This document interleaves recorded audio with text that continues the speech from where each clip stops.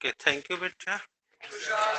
So on yesterday we have seen the Dalton's model, atomic model, and neo-Daltonism. I mean modern atomic theory.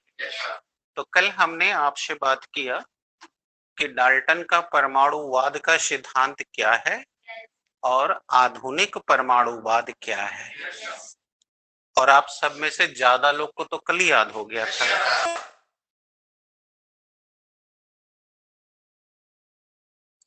आगे बढ़ती है।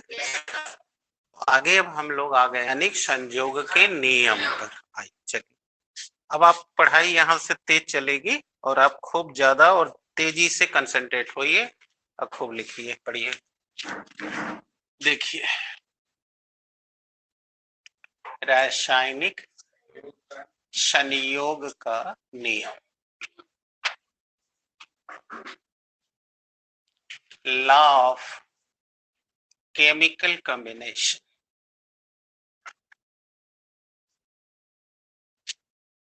Law of chemical combination, जैसा कि मैंने आपको पहले दिन ही कहा था कि आप दूसरे स्कूल में इस समय होते तो ये सब आपको पढ़ने को नहीं मिलता। टीचर क्या कहते, ये सब 9 का है भैया, तुम लोग पढ़ लेना अपना, यानी चैप्टर खत्म। लेकिन यहाँ आपकी स्थिति हमने देख रखी है, इसलिए हम आपको कुछ भी ऐसा मौका नहीं देना चाहते कि आप कहें कि हमको ये नहीं आता। अब अगर नहीं आता तो आपकी कमी से नहीं आता, मेरी तरफ से वो कमी नहीं रहेगी। तो आप लोग कक्षा 9 में क्या पढ़े थे कि रासायनिक संयोग के कुल 4 नियम हैं। पहला द्रव्य के अविनाशिता का नियम, अब याद आ गया है ना। दूसरा स्थिर अनुपात का नियम, तीसरा गुणित अनुपात का नियम, चौथा गैसुलाक का गैसीय नियम। राइट, तो वही हमें फिर से पढ़ना है। तो बात करते हैं। रासायनिक संयोग के निम्न नियम होते हैं। There are the following law for the chemical combination. रासायनिक संयोग के निम्न नियम होते हैं। पहला, अब एक एक हम आपको लेते चलते हैं। पहला देखिए, पहले नियम को कहते हैं द्रव्य के अविनाशिता का नियम। आप लोग भी मुझ से बोलिए, द्रव्य के नियम को नई किताबों में एक नया नाम दे दिया, क्या? द्रव्यमान संरक्षण का नियम। मतलब बतिया वही कह रहा है, बस नाम बदल दिया। तो अगर ये नाम नहीं बताता तो आपको याद रहता, नहीं लिखते। द्रव्यमान के संरक्षण का नियम, द्रव्यमान के संरक्षण का नियम, यानी law of conservation of mass. यानी इसका या इसका हिंदी हो गया अलग अलग लग रहा है, लेकिन अंग्रेजी एक ही है। Law of conservation of mass. चले, अब देखिए ये क्या नियम कहता है और हम क्यों कह रहे हैं कि ये दोनों एक बतिया है। सुनिए, पहले तो आप द्रव्य को माइंड करिए। आपने द्रव्य के लिए 3 बात कही थी कि द्रव्य वो पदार्थ होता है जो रखने पर स्थान घेरता है, उसका द्रव्यमान और ऊर्जा उसी में निहित होती है। तो यही द्रव्यमान की बात कर रहा हूं। अब क्या कह रहा है ये नियम, इसी से पूछिए, आपको बताएगा। कहता है अविनाशी। बोले विनाशी, विनाश माने नष्ट होना होता है ना, अ का मतलब नहीं। तो कौन चीज का विनाश न हो? तो द्रव्य में क्या होती है? तो अगर द्रव्य का नष्ट न हो तो वह संरक्षित हो गई कि नहीं? अगर कोई चीज को नष्ट होने से आप बचाओ तो वही ना संरक्षण कहलाता है। अब चलो नियम को पकड़ो। अब कक्षा 9 में फिर जाओ। तुमने पढ़ा था कि जो लोग अभिक्रिया में भाग लेते हैं उन्हें हम अभिकारक कहते हैं। और जब ये अभिकारक आपस में मिलते हैं तो जो नया पदार्थ बनाते हैं उसे, और अभिकारक कम से कम कितने होने चाहिए? 2 होने चाहिए, क्योंकि कोई एक अकेला अभिक्रिया नहीं कर सकता। अब देखिए पूरे क्लास अपना अपना आइडिया ले कि कितनी कमजोरी आप में है। यदि ये नहीं पता है तो आप इसका मतलब नहीं पढ़े हैं या मजा लेके आए हैं। तो इसीलिए मैंने ये 1 घंटे का पीरियड दिया है, और उसमें मैं देख रहा हूँ कुछ लोग तो पढ़ रहे हैं, कुछ लोग अभी भी मतलब हवा में उड़ रहे हैं। तो हवा में जो उड़ता है ना वो गिर जाता है। तो इसलिए ये 1 घंटा जो दिया गया है उसका लाभ उठाइए और पढ़ के एकदम फिट हो जाइए। नहीं तो रोज रोज अब हम नहीं कहेंगे, क्योंकि अब कह चुके, बहुत बार कह दिए। अब आपको नहीं आ रहा है तो मैं आपको इग्नोर कर दूंगा, क्योंकि मैं आपको 9 थोड़ा पढ़ाऊंगा। मैं बार बार कह रहा हूँ कि वो काम के लिए 1 घंटा दिया हूँ, और कर डालिए। जो लोग नहीं करेंगे तो फिर मामला गड़बड़ है उनका। तो जब 2 या 2 से अधिक अभिकर्मक आपस में मिलते हैं और एक उत्पाद बनाते हैं तो इसी को रासायनिक अभिक्रिया कहते हैं। और आप उसी के संयोग का नियम पढ़ रहे हैं। अब यही बात मैं उदाहरण से समझाता हूँ। हाइड्रोजन है, ऑक्सीजन से क्रिया करके कंसंट्रेट होकर, भी बोले थे ना उस दिन की बोला कम करो, सुना ज्यादा करो, तब दिमाग काम करेगा। जो तुम्हें आ रहा है वो तो आ ही रहा है, वो बताना जरूरी अभी नहीं है, पहले समझना जरूरी। हाइड्रोजन ऑक्सीजन से क्रिया करके देखो पानी बना रहा है, तो आप पढ़ोगे कि हाइड्रोजन ऑक्सीजन से क्रिया करके पानी बनाता है। इसे जल बनाने का रासायनिक अभिक्रिया कहते हैं। सही है? तो इस अभिक्रिया में, अभिक्रिया को हम एरो से दिखाते हैं, संयोग को प्लस से। जो लोग अभिक्रिया करते हैं उन्हें अणुसूत्र में लिखते हैं। ये सब ध्यान दो। कैसे फिर बाद में ना पूछ दिया जाए ये क्या है, तो आप पता नहीं भाई, मुंह बांध के पर खड़े हो गए। सर ये अणुसूत्र है, सूत्र में लिखते हैं।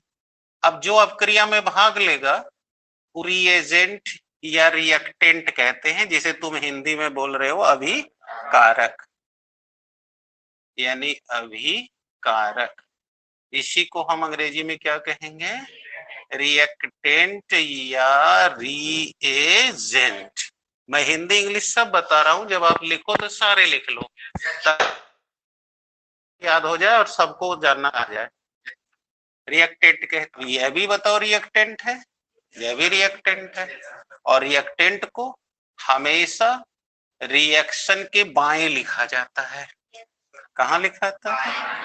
यानी कि अभिक्रिया में जो बाईं ओर है वो रिएक्टेंट है, और अभिक्रिया में जो दाईं ओर है उसी को हम प्रोडक्ट यानी कि उत्पाद कहते हैं। समझ आए बेटा? तो जब कोई भी 2 अभिकारक आपस में मिलकर कोई उत्पाद बनाता है तो इसे हम अभिक्रिया कहते हैं। सही है? अच्छा, अब देखो, अब हम तुमको द्रव्य की पुष्टि करवाते हैं। पहले इसको बैलेंस कर लो। तो देखो, बैलेंस करना सबने सीख रखा होगा। यहां मैं देख रहा हूं एक अणु है, 2 परमाणु है। तो यहां मैं भी देख रहा हूं एक अणु है, 2 परमाणु। बट ऑक्सीजन में देख रहा हूं तो एक अणु 2 परमाणु है, जबकि यहाँ एक ही है।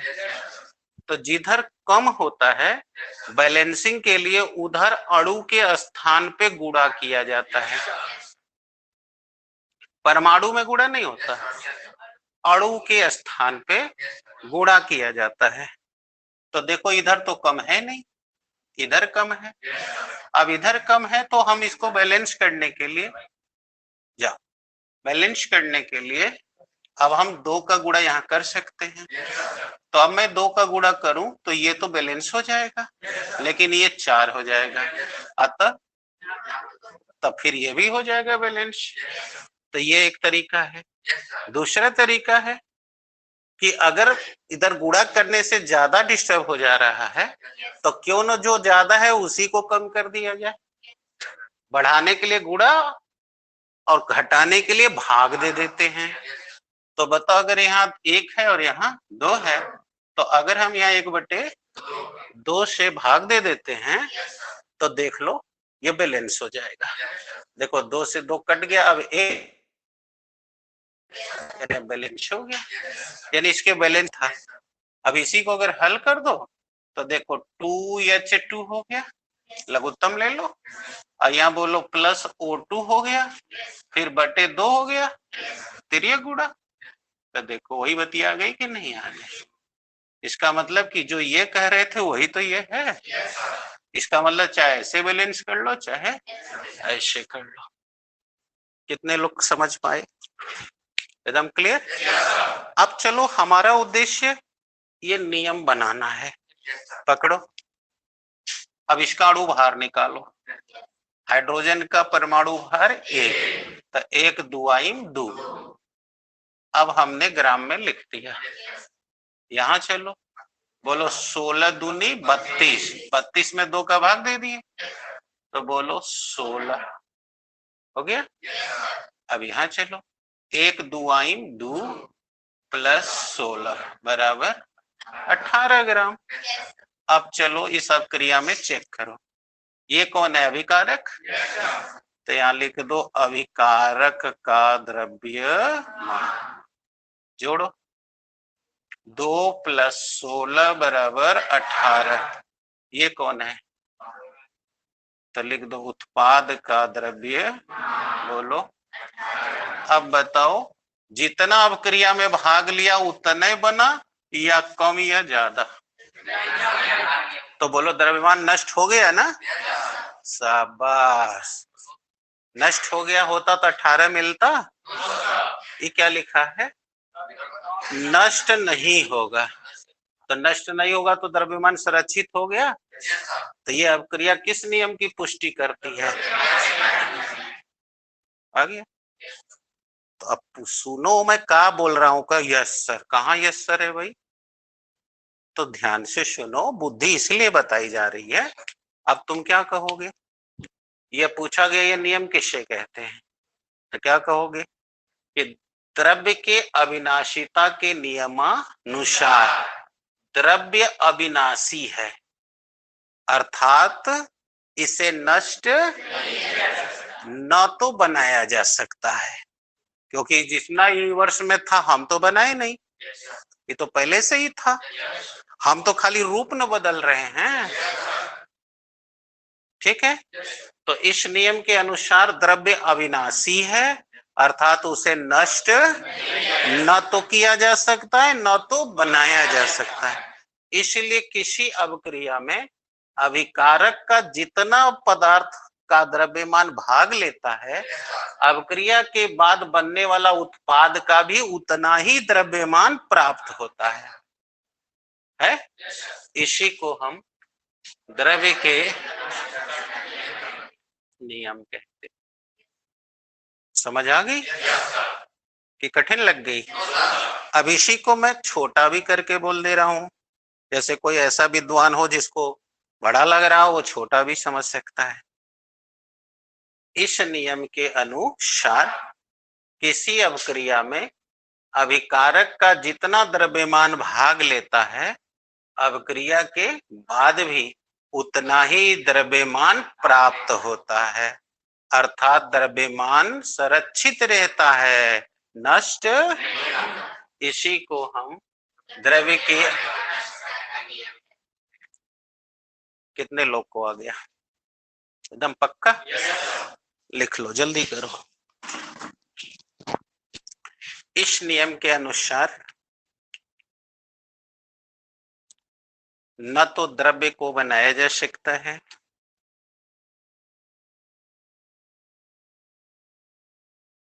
न तो उसे नष्ट किया जा सकता है।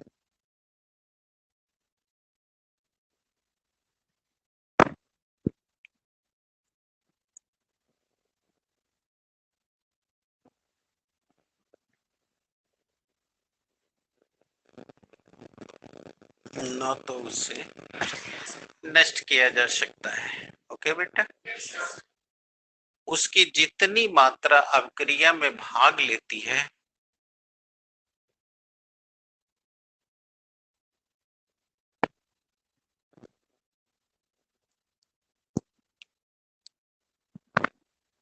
अभिक्रिया में, उतनी ही मात्रा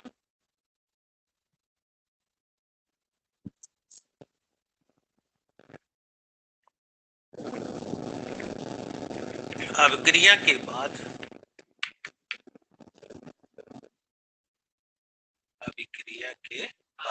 प्राप्त होती है। प्राप्त होती है, ठीक है। अर्थात अब जैसे ये तो हमने हिंदी में लिख दिया, अब गणित में भी लिख रहा हूं। अर्थात, अर्थात हो गया क्या?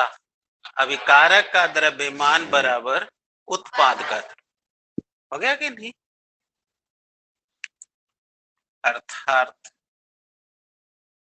अभिकारक का द्रव्यमान बराबर उत्पाद का द्रव्य, देखिए हो गया कि नहीं? यानी जो चीज आपने हिंदी में तीन चार लाइन में लिखी, हमने उसे गणित में एक लाइन में लिख दिया। नहीं, अभिकारक का मास इज इक्वल टू उत्पाद का मास, यानी दोनों मास बराबर है, अर्थात इसमें कोई नष्ट नहीं हुआ। अगर इधर होता 18, इधर हो जाता 17, तब कहते हैं ना 1 ग्राम के साथ नष्ट हो गया, इसलिए ये द्रव्य के अविनाशिता का नियम नहीं है। आप कहोगे क्या? अब समझ आ गई? आपके सामने उदाहरण भी है और अब एक सवाल भी दे रहा हूं, अपना उदाहरण जल्दी से डाल लीजिए।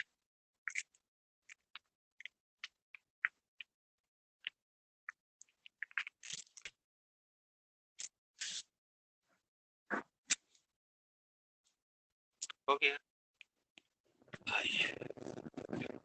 अब एक सवाल है,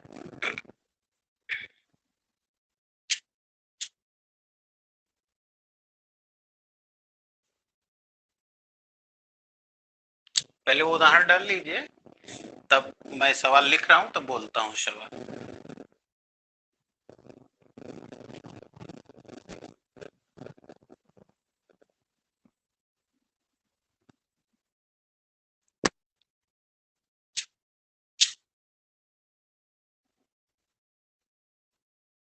चले बोले, लिखिए सवाल।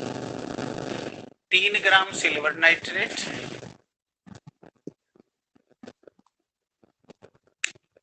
5 ग्राम हाइड्रोक्लोरिक अम्ल के साथ, 5 ग्राम हाइड्रोक्लोरिक अम्ल के साथ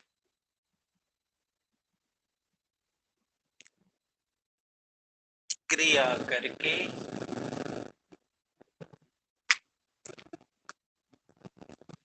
4 ग्राम सिल्वर क्लोराइड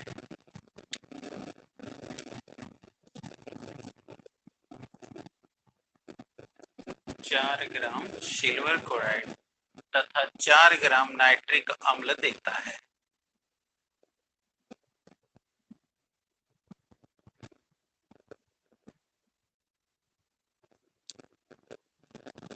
नाइट्रिक अम्ल देता है,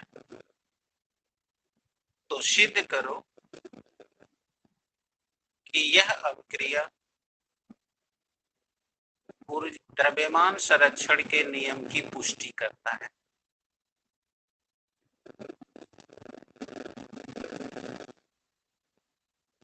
द्रव्यमान संरक्षण के नियम की पुष्टि करता है।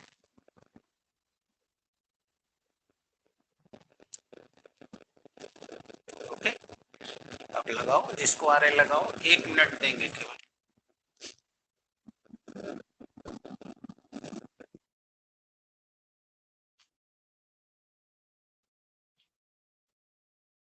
एक मिनट में जल्दी से करो।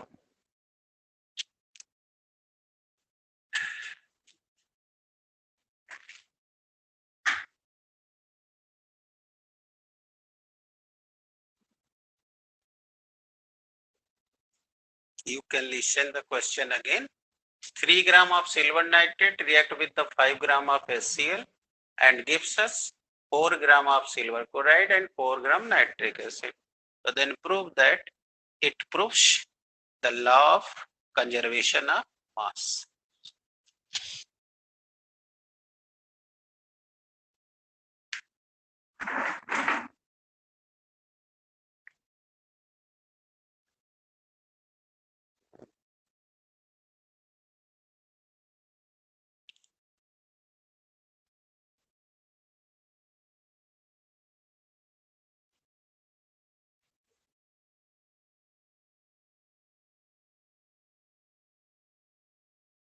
हाँ जी, अब चलिए, अब अपना अपना मिला लीजिए कि कैसे लगाएंगे। अभी आपने क्या सीखा कि ये नियम कहता है कि अभिकारक का द्रव्यमान बराबर उत्पाद का। अगर आ गया तो ये सिद्ध हो गया।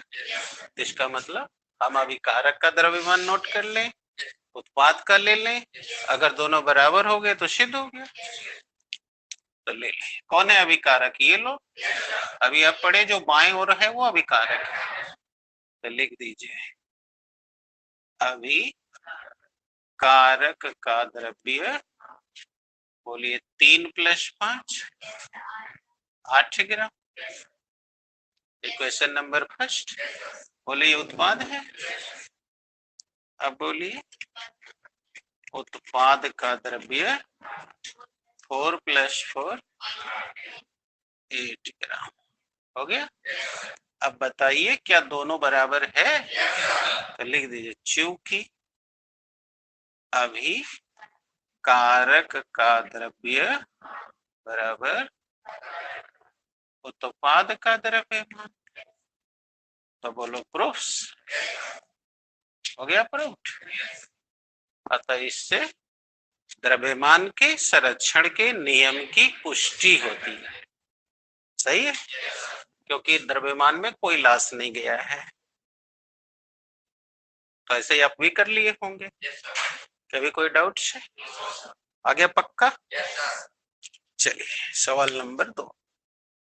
अब हम लोग अगले नियम की ओर बढ़ेंगे।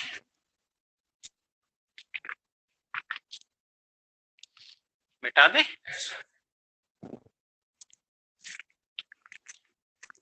अब आइए दूसरा नियम। दूसरा नियम है स्थिर अनुपात का नियम, यानी लॉ ऑफ कांस्टेंट प्रोपोर्शन।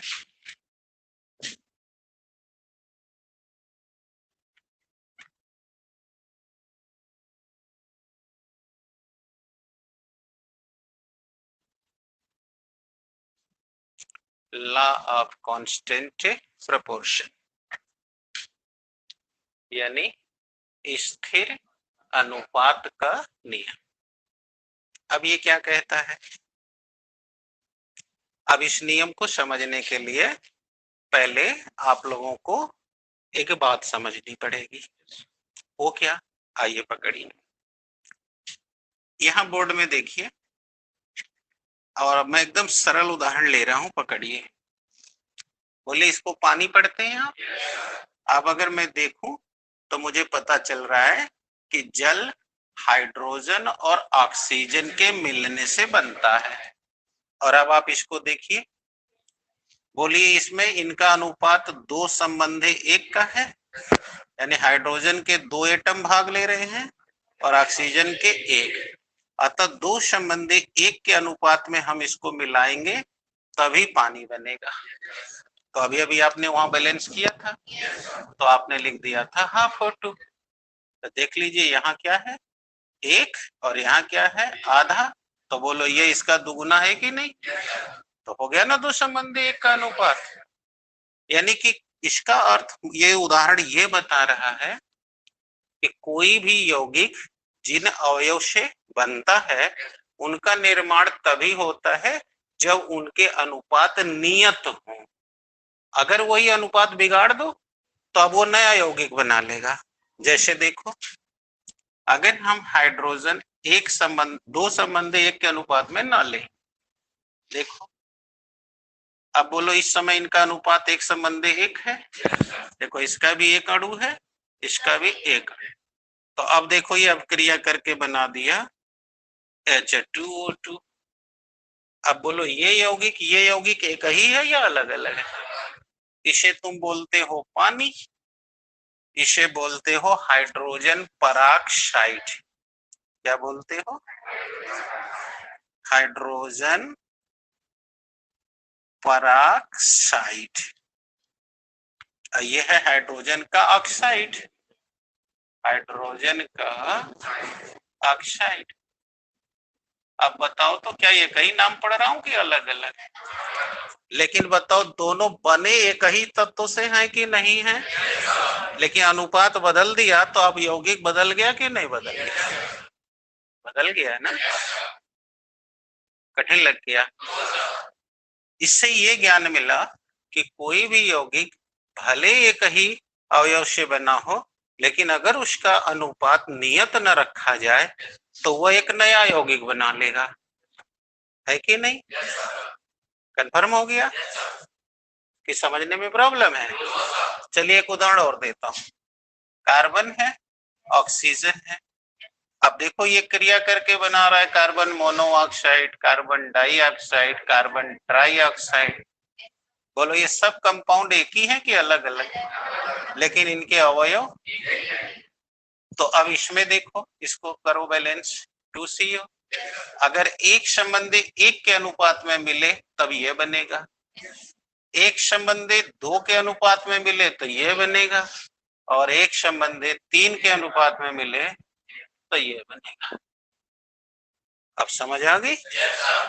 इसका मतलब कि कोई भी यौगिक जिन भी अवयव से बनेगा उस यौगिक को बनने में उसका अनुपात हमेशा नियत रहेगा, है कि नहीं? अब इसी बात को समझाने के लिए अभी हमने 2 उदाहरण दिया, और अब तुमको तीसरा एक उदाहरण और दे रहा हूं पानी का ही, जो तुम्हारे घर में है। बताओ तुम अपने घर में पानी पीने के लिए कहां से लेते हो? तो कहोगे सर नल से, कोई कहेगा सर कुआं से, कोई कहेगा सर हमारे घर नदी में से आता है, कोई कहेगा नहर में से आता है, कोई कहेगा वर्षा का पानी इकट्ठा किया जाता है। अर्थात आपने हमको बड़े सारे ऑप्शन गिना दिए,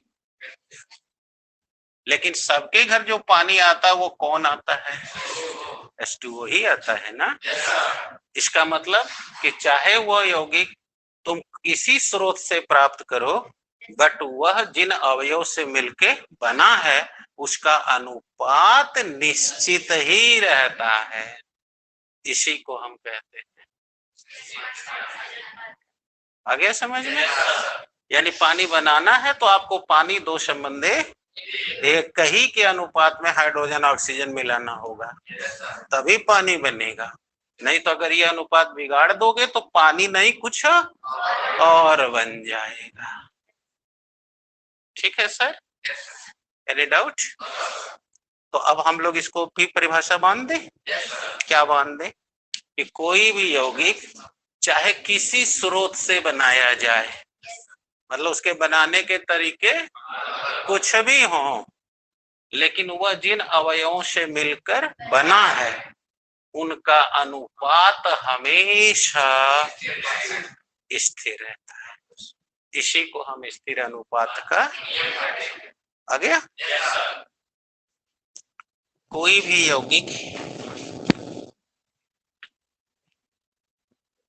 कोई भी यौगिक किसी भी विधि से बनाई जाए,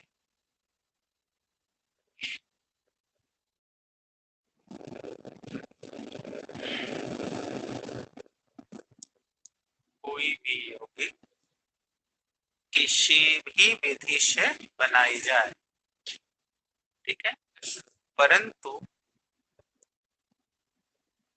वह जिन अवयवों से मिलकर बनी होती है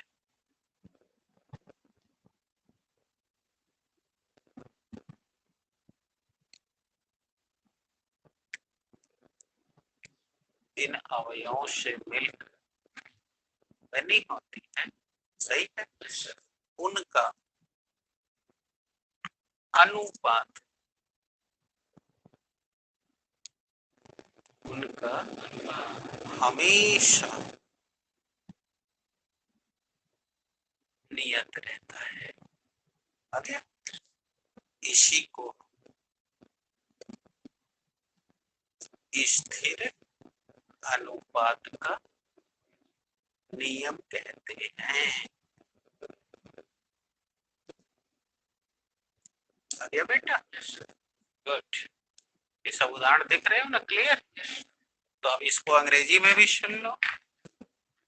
any compound, either we are getting from any sources, but the component by which it is consisted, their ratios are always constant. This is called, आ गया? अब एक सवाल हो जाए। कोई बच्चा बुक दीजिए ताकि आपको एक सवाल बता सके।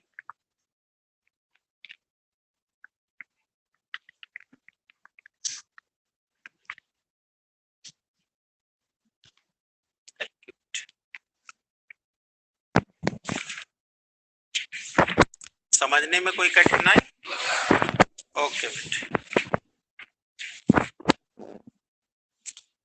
हाँ, सवाल लिखिए।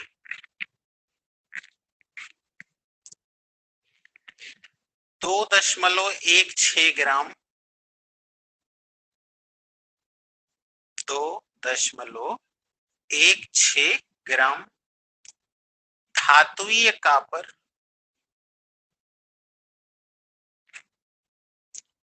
धात्वीय कॉपर नाइट्रिक अम्ल से क्रिया करके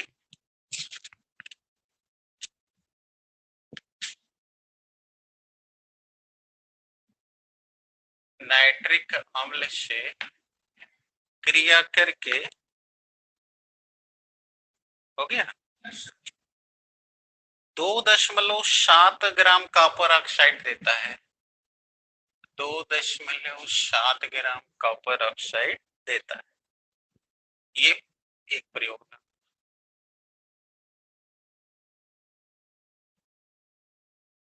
फिर दूसरे प्रयोग में, उसी में लिखिए, दूसरे प्रयोग में 1.15 ग्राम कॉपर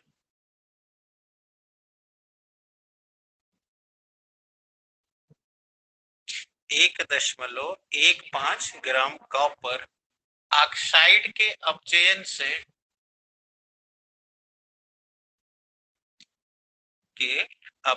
से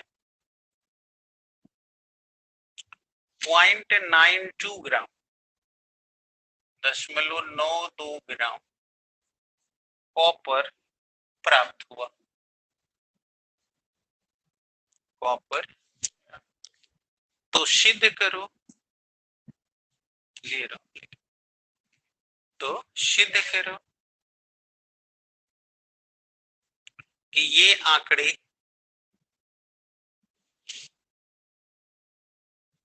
सिद्ध करो कि स्थिर अनुपात के नियम की पुष्टि करते हैं।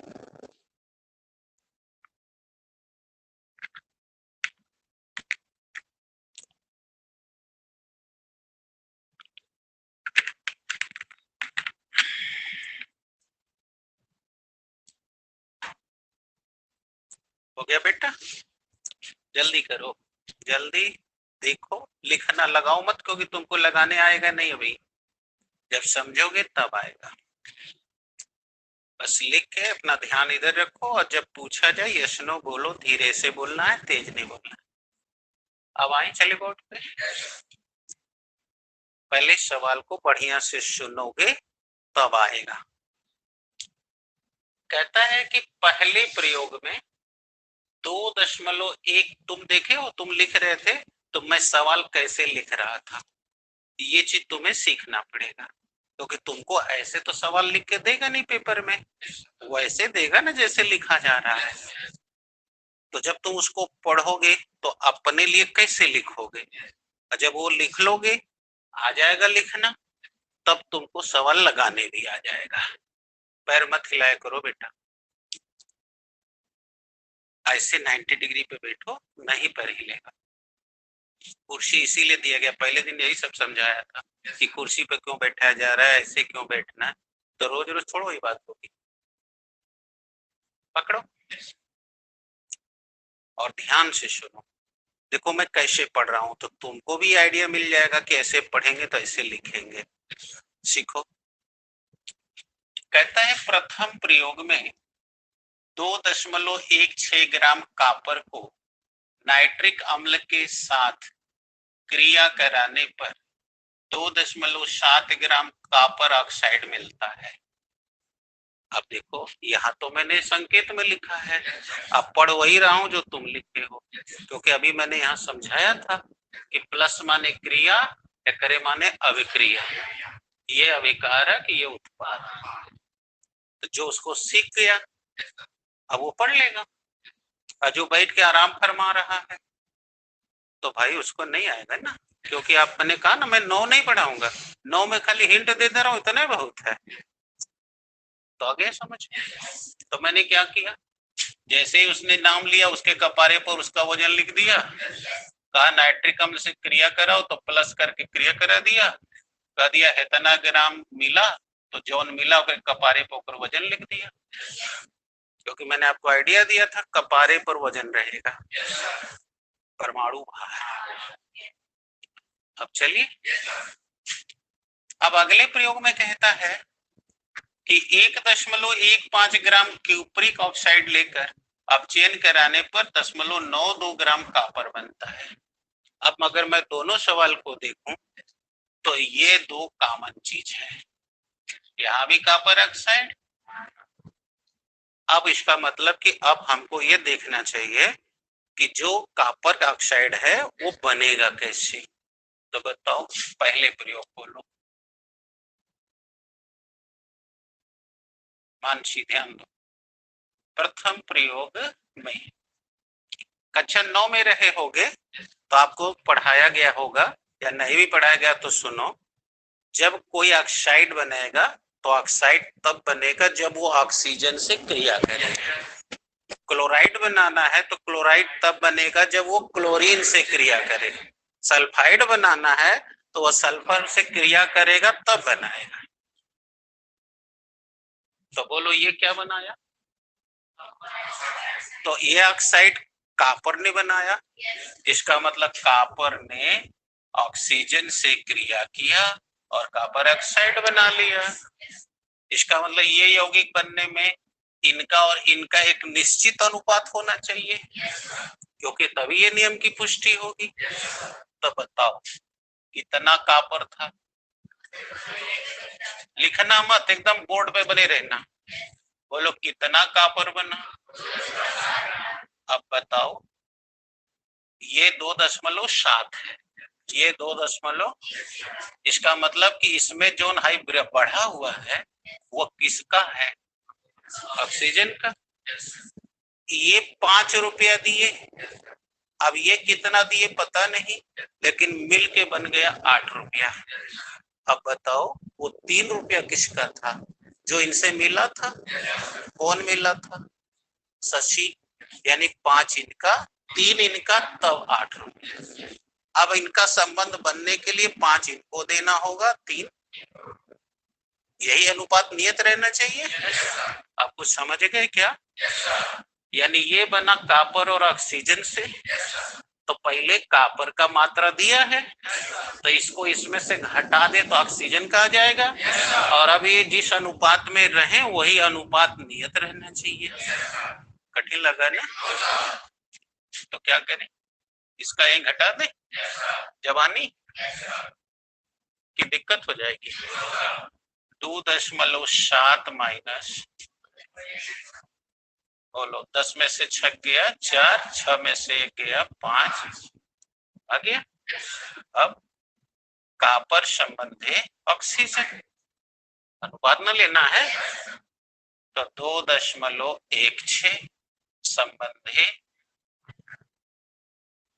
अब कैसे अनुपात निकालते हैं, जिसको नहीं आता सुने, जो सबसे कम है उसका सब में भाग। बोलो सबसे कम ये है, भाग दे दो। 1/6/10.56 0.54 बटे दशमलव, कितने को आ रहा है समझ में? एकदम पक्का? आनी मानी दोस्त? चलो बोलो एक, बोले इसको कट अब कर लो। दो, अब ये दशमलव गया, दो अंक से दो अंक गया, बोलो एक, काट लो। दो दूनी 4, दो सत्ते 14, दो एक कम दो, दो आठे 16, बोलो 3 से फिर कट जाएगा, 9 से कट जाएगा, 9 तिरी 27, 9 एक कम, 3 चौके बाहर, अब लिखने भीतर, आगे रेशियो। अब आओ दूसरे प्रयोग में भी ऐसा ही कुछ हुआ, यही ना कॉपर ऑक्साइड है। अब दूसरे प्रयोग में फिर बताओ, यही कॉपर जब ऑक्सीजन से मिलेगा तब न बनेगा, तो कितना कॉपर मिला, कितना ऑक्साइड बना, तो बोलो ये कैसे निकलेगा? कितने लोग बताएंगे ये कैसे निकलेगा? अरे शाबाश, यानी इसमें से जैसे घटाए थे, दो ठे पीछे महापुरुष हैं, उनको पता नहीं चल रहा है कैसे। अब घटा लो, 5 में से 2 गया 3, 11 में से 9 गया 2, आ गया। अब बोलो फिर यही काम करूं, कॉपर संबंधे ऑक्सीजन 0.92 संबंधे 0.23, बोलो क्या कहे थे, जो सबसे कम होगा उसका भाग। बोलो फिर बोलो 23, बोलो 92/23, एक 23 चौके 92,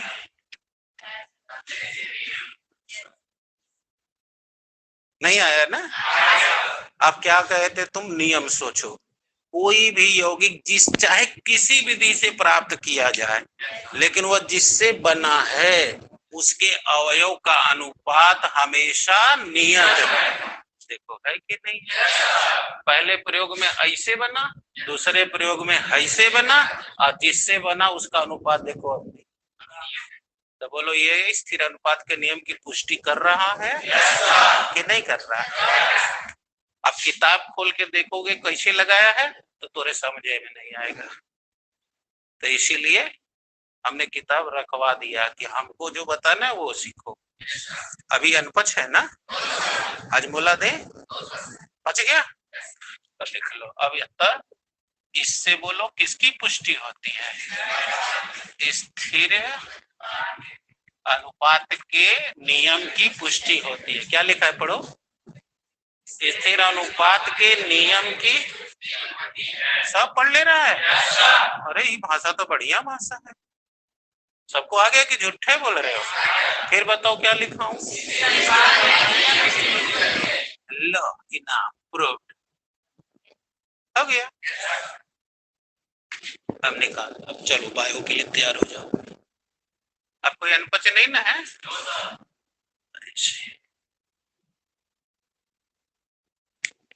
आसान लगा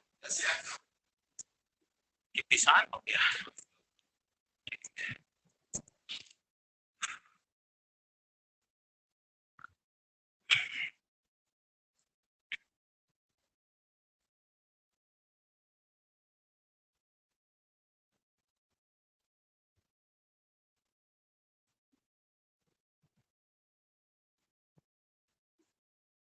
अच्छा अनुपात निकालना से आगे है ना, यही तरह लहा लेते हैं।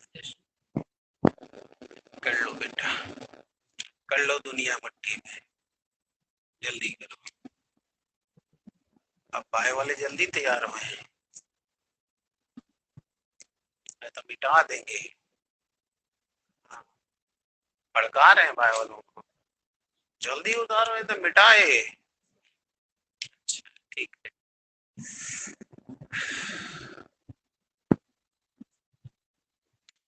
मजा आ रहा है ना? ढेर ढेर की तनी तनी, ढेर ढेर। अच्छा तब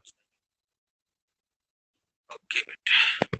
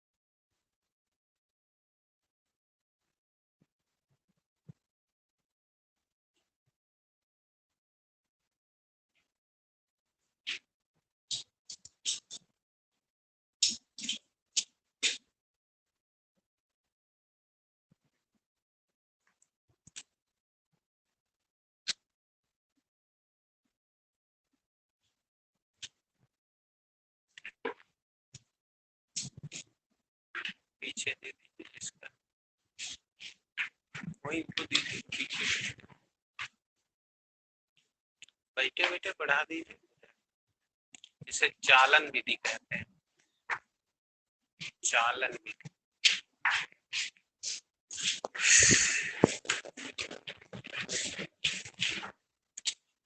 चले बेटा।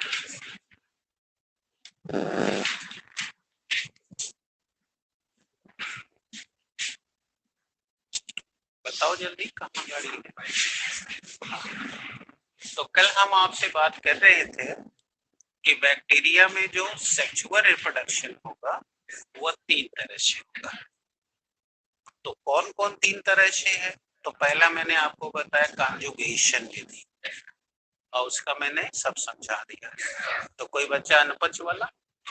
Everything clear? अब है दूसरा ट्रांसडक्शन।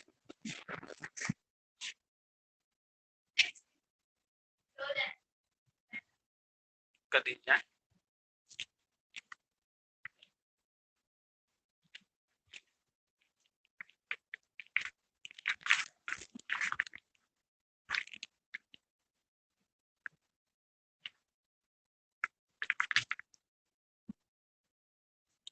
हाँ चले। तो लीजिए बात कर ली क्या ट्रांसडक्शन,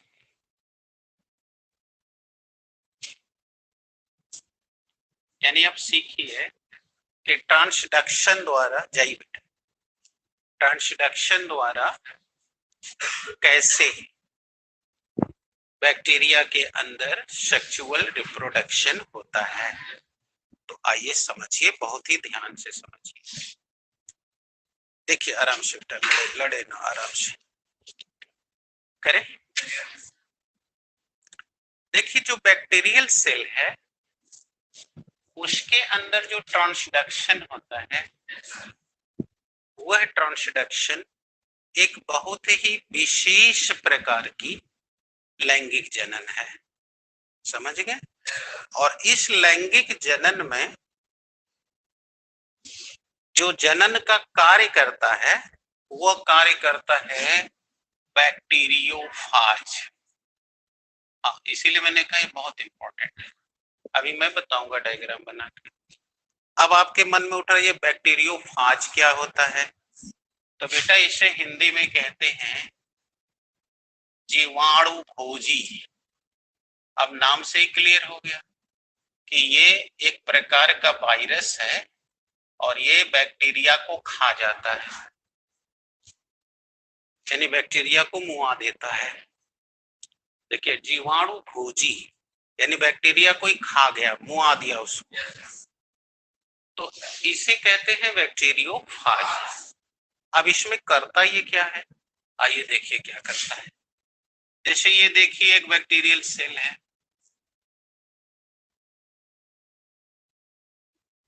अब बैक्टीरियल सेल आप पिछले 4 दिन से सुन रहे हैं, बोलो उसमें बीच में एक न्यूक्लियस होता है, चारों तरफ साइटोप्लाज्म भरा पड़ा हुआ,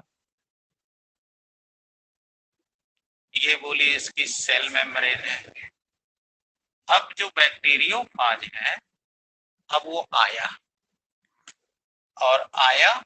और देखो ये बैक्टीरियोफाज है जो एक प्रकार का वायरस है, ये उसका डीएनए है।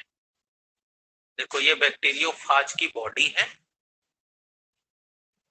ये इसका हेड है, ये इसकी बॉडी है, ये इसका टेल है, और हाइयो देख रहे हो ये टेल फाइबर है, और ये कौन है, उसका जेनेटिक मटेरियल यानी डीएनए। तो ये क्या करता है कि एक बैक्टीरियोफाज जब किसी एक लिविंग बैक्टीरियल सेल के टच में आता है तो ये अपने टेल फाइबर से उसकी सेल मेम्ब्रेन को पकड़ लेता है। हाँ अच्छे से सुनो, क्लियर हो गया? पकड़ने के बाद वो तुरंत एक रसायन स्राव करता है और वो रसायन इस लेयर को गला देती है। अब बोलो जब गला दिया तो अब बोले इसमें स्पेस आ गया, अब ये तुरंत अपने इस डीएनए को छोड़ देता है। अब वो मैं तुम्हें दूसरे डायग्राम में दिखा रहा हूं, चले। अब देखो मैं समझाता जा रहा हूं और आप लिखते भी जा रहे हो, अच्छी बात है। देखो यही था ना, देखो ये गला दिया कि नहीं गला दिया, अभी गला दिया है। और अब ये देखो तुम्हारे बैक्टीरियल सेल का न्यूक्लियस है, ये सब उसका साइटो, और अब देखो ये डीएनए ये छोड़ दिया। अब ये अंदर जाते ही अब इसके साइटोप्लाज्म से मिलकर देखो ढेर सारी कॉपी बनाने लगता है। ये चित्र देख रहे हो, कई नीला नीला बना दिए ना, यानी ये इसमें जाते ही अपनी कई कॉपी बना लेता है। अब कॉपी बना करके अब ये जैसे ही छोड़ दिया, अब ये फिर सट जाता है, ये टूट के गिर गया, यानी अब इसकी खोल खत्म हो गई। देखिए बैक्टीरियोफाज मरा नहीं, वो तो अंदर आ चुका है। और अब ये बताओ होस्ट हो गया ना, होस्ट और गेस्ट उस दिन बताए थे ना, और अब ये गेस्ट डीएनए है, और वो अब देखो वो अपनी कॉपी बना लिया। अब जैसे ही कॉपी बनना शुरू हो गई कि अब इसका साइटोप्लाज्म अब इन पर कवर बनाने लगता है। ये देखो, बोलो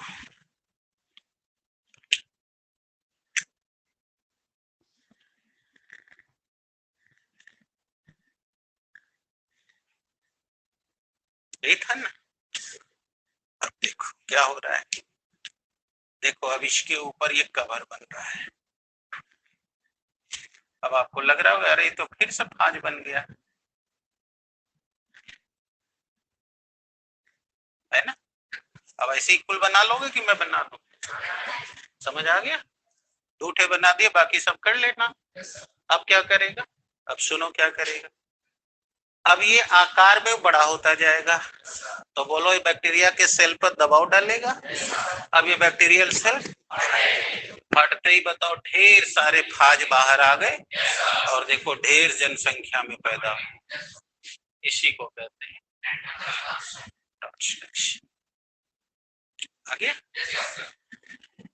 अब कोई परेशानी, फिर से सुन लो।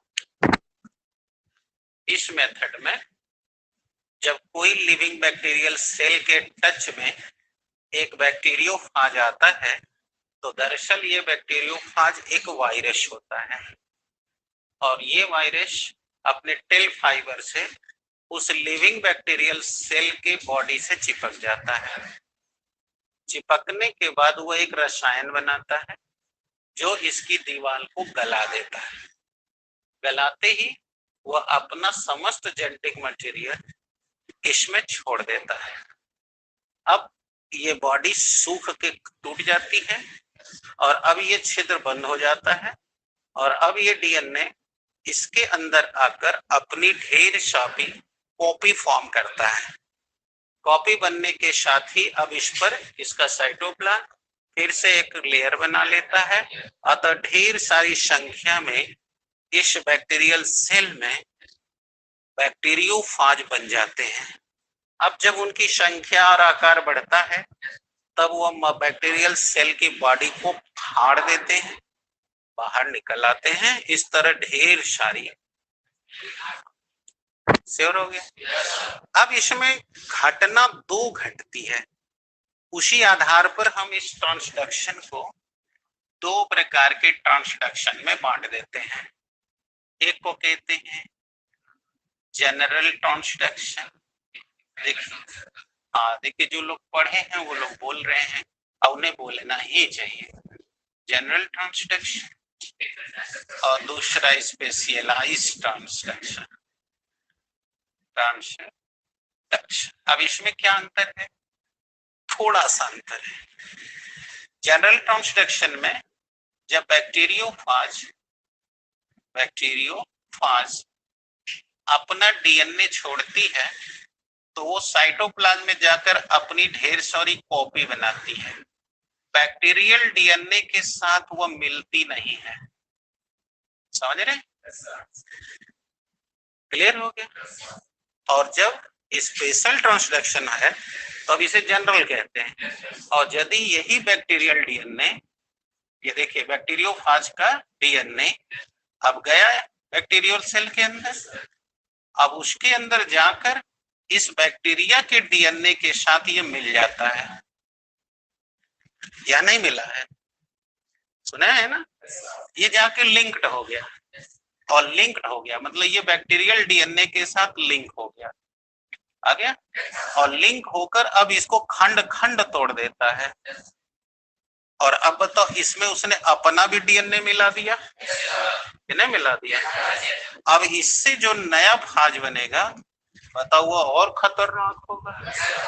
तो इसे कहते हैं स्पेशल ट्रांसडक्शन। अब समझ आ गई? अब कोई दिक्कत?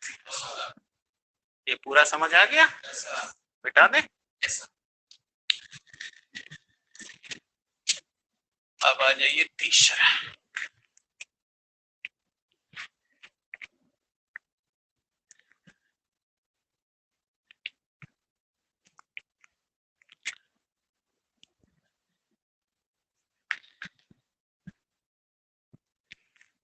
बताइए कोई बच्चा प्रॉब्लम में?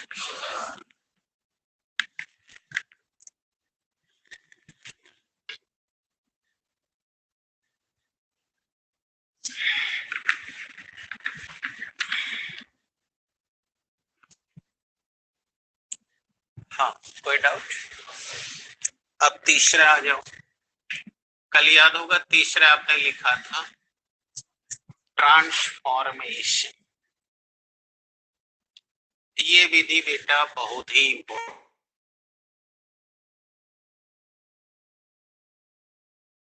न केवल हम हैं बल्कि एक सवाल का जवाब भी सीखने जा रहे हैं। और वो सवाल है कि सिद्ध करो कि डीएनए एक जेनेटिक मटेरियल है। आ गया? तो यदि कभी परीक्षा में आ जाए कि प्रूव दैट, यानी सिद्ध करो कि DNA is a genetic material, ठीक है, तो आप यही बात जो अभी मैं बताने जा रहा हूं वो दे देंगे। तो चला जाए, देखा जाए ट्रांसफॉर्मेशन क्या है। देखिए इसका हिंदी नाम आपने सुना रूपांतरण। अब बोलो रूपांतरण का क्या मतलब होता है? अरे भाई रूप बदल देना। ये कौन है? अंकिता ऐसा पहन के आई हैं, अब कल आपका ड्रेस जैसा है वैसा ये बना लें तो वो दिन इनको सचमुच का यहाँ का स्टूडेंट मान लिया जाएगा। अब बोलो रूप बदल गया। फिर परसों इन्होंने प्रोग्राम लिया डांस में, अब ये अपने आप को डांस के लिए तैयार कर ली, अब उन्होंने दूसरा ड्रेस पहन लिया, तो है तो लड़की एक ही, बदल रही है। अब समझ आ गया? तो वैसे ही यहाँ, अब आइए समझते हैं। देखिए इसकी जानकारी सबसे पहले 1928 में ग्रिफिथ नाम के वैज्ञानिक ने दिया। ठीक है, ग्रिफिथ नाम के वैज्ञानिक ने दिया। क्या बताया उसने? सुनिए, आप जानते हैं कि मनुष्य को निमोनिया रोग होता है, सुने हैं ना? और यह निमोनिया रोग जिस बैक्टीरिया से होता है उस बैक्टीरिया का नाम है न्यूमोकोकस बैक्टीरिया, यानी कि इसका दूसरा नाम है स्यूडोमोनास निमोनी। ठीक है, तो ये जो न्यूमोकोकस बैक्टीरिया है, यही वो बैक्टीरिया है जो इंसानों के अंदर निमोनिया रोग पैदा करता है। अब उससे जब रिसर्च कर रहा था तो इस बैक्टीरिया की उसको 2 प्रजातियां मिली। कल मैंने स्ट्रेन समझाया था, याद है कि भूल गया? Positive strain, negative strain, clear है ना? तो उसको इसकी 2 प्रजाति मिली, यानी ही गॉट 2 स्ट्रेन। एक प्रजाति जो कैप्स होगा, शुरू में जब मैं बैक्टीरिया को पढ़ा रहा था तो बताया बैक्टीरिया पर स्लाइम लेयर होती है और कैप्सूल होता है। क्या अंतर है बताए थे? सबको याद है? तो उन्होंने 2 प्रजाति देखी, एक प्रजाति जो कैप्सुलेटेड थी, दूसरी थी नॉन कैप्सुलेटेड। अब इस प्रजाति की जो न्यूमोकोकस बैक्टीरिया है, उसको, वह बैक्टीरिया को जब उन्होंने इंजेक्शन में भरकर चूहे को लगाया तो देखा चूहा मर गया। इसका मतलब कि उसको निमोनिया रोग हो गया और चूहा। तो इस कारण इस बैक्टीरिया को अब हम लोग एक नाम और दे देंगे, विरुलेंट बैक्टीरिया। यानी जो बैक्टीरिया ने मुआ दिया उसका गुण बताओ, घातक है, अतः उसको अब हम लोग एक नाम और दे दिए, विरुलेंट बैक्टीरिया। यानी कि इस जाति का नाम कैप्सुलेटेड बैक्टीरिया या विरुलेंट बैक्टीरिया है। और इस जाति का नाम क्या है कि इस बैक्टीरिया को जब उन्होंने भर के चूहे को डाला तो देखा चूहा में निमोनिया नहीं हुआ, अर्थात वो चूहे को नहीं मार पाया। तो बताओ ये बैक्टीरिया प्रभावी तो नहीं न है? इसका मतलब अब हम इसे भी नाम दे सकते हैं नॉन विरुलेंट, यानी ये घातक नहीं है। अतः इस तरह उन्होंने इस बैक्टीरिया के 2 जाति पाली। राइट है। अब इसके बाद उन्होंने 2 चूहे ले लिए, ये देखिए चूहा ले लिया, क्योंकि जो भी दवाई बनाई जाती है या जांच उच की जाती है वो डायरेक्ट इंसान पे नहीं किया जा सकता, क्योंकि इंसान एक बहुत कीमती प्राणी है, तो हम जानवरों पर टेस्ट करते हैं। तो उन्होंने चूहा लिया, ठीक है। अब ले करके अब उनके पास बताओ 2 स्ट्रेन आ गए हैं, ये स्ट्रेन विरुलेंट है। अब इससे उन्होंने इंजेक्शन में लिया और इंजेक्शन में लेकर, राइट है, उसे इस चूहे पर अप्लाई कर दिया, मैंने उस चूहे को लगा दिया। और ये वाली प्रजाति का भी लिया, दूसरे चूहे पे लगा दिया।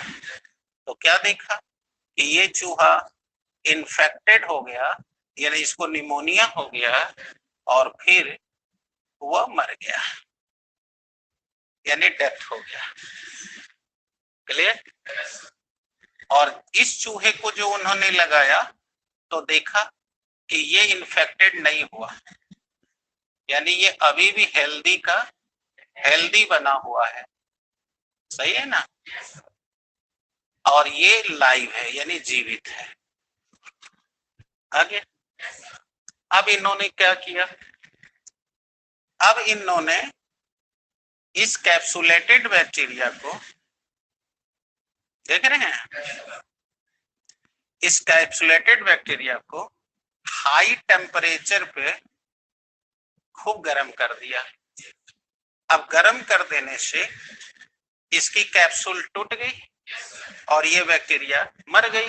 और अब इसको उन्होंने इंजेक्शन में भरकर अब एक नए चूहे पे लगाया, तो क्या देखा कि यह जो पहले गरमाने से पहले लगाए थे तो वो चूहे को मुआ दिया था, अब लगाते हैं तो चूहे पर इसका कोई असर नहीं होता।